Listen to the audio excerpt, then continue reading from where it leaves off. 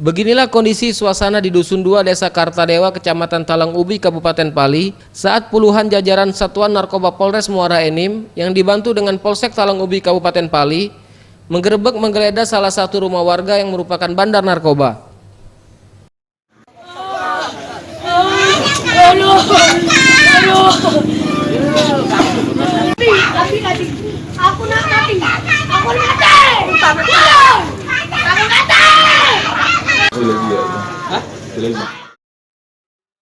Tersangka Asep menjadi target operasi dari Polres Muara Enim dan Polsek Talang Ubi karena tersangka sudah malang melintang mengedarkan barang haram tersebut kepada para pelanggannya di seputaran Kabupaten Pali.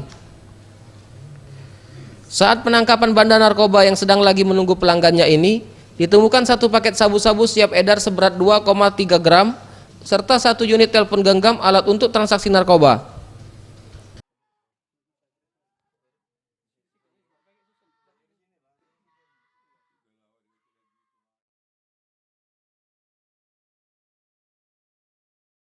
Menurut Kapolsek Talang Ubi, Kompol Okto Iwan mengatakan, saat dilakukan penggeledahan di rumah bandar narkoba ini, keluarga sempat menolak, namun polisi melakukan mediasi untuk memperlancar pemeriksaan.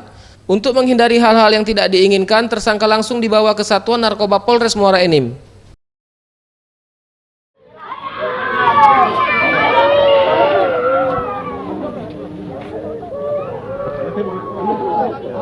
Ya,